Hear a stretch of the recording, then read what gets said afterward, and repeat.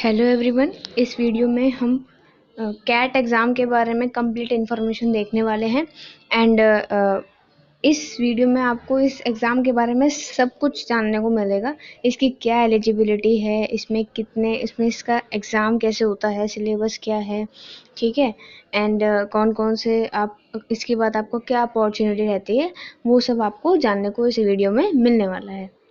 So let's start. तो cat basically जो cat की फुल फॉर्म होती है वो होती है कॉमन एडमिशन टेस्ट। तो इसकी एलिजिबिलिटी है 12th, हम ग्रेजुएशन हमने करी हुई होनी चाहिए, ठीक है। एंड इसकी जो रेगुलेटरी बॉडी है वो है हमारी IIM यानी कि इंडियन इंस्टीट्यूट ऑफ मैनेजमेंट, हमारा ये एग्ज़ाम कंडक्ट कराती है। तो कैट हमें देना क्यों है? देखो, वैसे तो बहुत सारे कोर्सेज होते हैं MBA के अलावा भी, still MBA most famous course कहा जाता है कैट एग्ज़ाम के लिए। कैट एग्ज़ाम को क्लियर करने के बाद हम अपने मनपसंद कॉलेज में, जो ज़्यादा रेप्यूटेड कॉलेज है, उसमें हम अपना एडमिशन लेके MBA कोर्स को परस्यू कर सकते हैं। तो MBA की जो फुल फॉर्म होती है वो है मास्टर्स ऑफ बिजनेस एडमिनिस्ट्रेशन, ठीक है। चूँकि ये मास्टर्स डिग्री है तो इसलिए इसकी एलिजिबिलिटी ग्रेजुएशन रखी गई है। तो इसमें MBA के साथ साथ कुछ और बिजनेस एंड मैनेजमेंट कोर्सेज भी ऑफ़र किए जाते हैं। तो इसके आप अटेम्प्ट्स आप अनलिमिटेड अटेम्प्ट्स दे सकते हो, इसमें कोई भी सीमा नहीं है।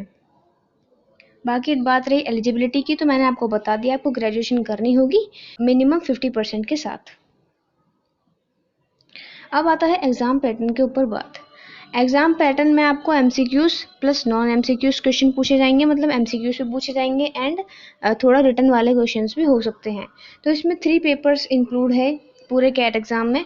फर्स्ट पेपर है verbal ability and reading comprehension, मतलब इंग्लिश का है। सेकंड हमारा रीजनिंग का होता है एंड थर्ड हमारा क्वांटिटेटिव एबिलिटी यानी कि मैथ्स का होता है। नेगेटिव मार्किंग भी होती है ऑब्जेक्टिव के लिए, सिर्फ ऑब्जेक्टिव्स की बात हो रही है यहाँ पर। नॉन MCQs में कोई भी नेगेटिव मार्किंग नहीं होती है, ऑब्जेक्टिव्स में होती है, ऑब्जेक्टिव टाइप क्वेश्चंस में। तो -1 होगा, आपका डिडक्ट हो जाएगा every incorrect answer and you will get +3 marks for every correct answer. Let's have a look on the paper 1 syllabus, that is English syllabus में आपको क्या क्या करना है। ग्रामर, ठीक है, सिनोनिम एंटोनिम्स वगैरह, parajumbles, para completion, verbal reasoning जो आती है, ठीक है, and error spotting, idioms and phrases, तो ये सब आपको करने हैं।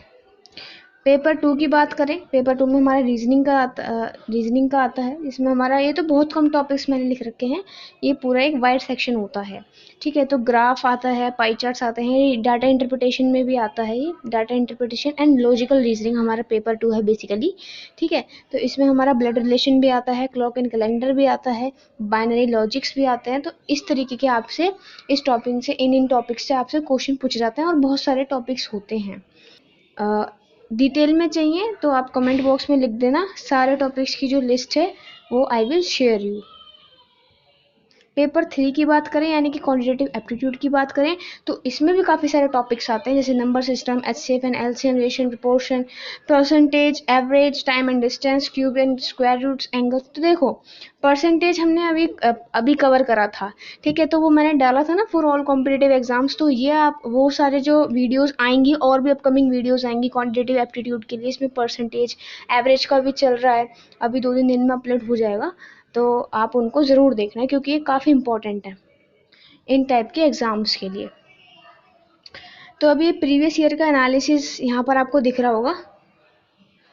तो इसमें हमारा है year, time, section, total number of seats in each section, ये आपको दिख रहा होगा।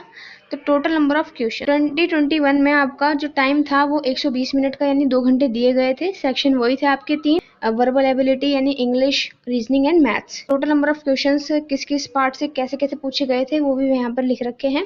Verbal ability and reading combination, मतलब इंग्लिश से हमारे 24 थे, रीजनिंग से हमारे 20 थे, एंड क्वांटिटेटिव एबिलिटी यानी कि मैथ्स से आपका 22 क्वेश्चन पूछे गए थे। तो टोटल क्वेश्चन आपसे 66 पूछे गए थे। तो इसी तरीके से आपका एनालिसिस चलता रहता है। कभी हमें 120 यानी 2 घंटे का टाइम मिलता है, देन कभी हमें 180 मिनट यानी कि 3 घंटे का टाइम मिलता है। वो हमारा डिपेंड करता है नंबर ऑफ क्वेश्चंस पे। नंबर ऑफ क्वेश्चंस बढ़ेंगे तो हमारा टाइम भी थोड़ा इंक्रीज हो जाता है, क्योंकि प्रीवियस ईयर का एनालिसिस बता रहा है। आगे बढ़ते हैं। आगे में है कि जो हमारा कैट एग्ज़ाम होता है वो हमारा सीबीटी मोड होता है, यानी कंप्यूटर बेस्ड टेस्ट होता है।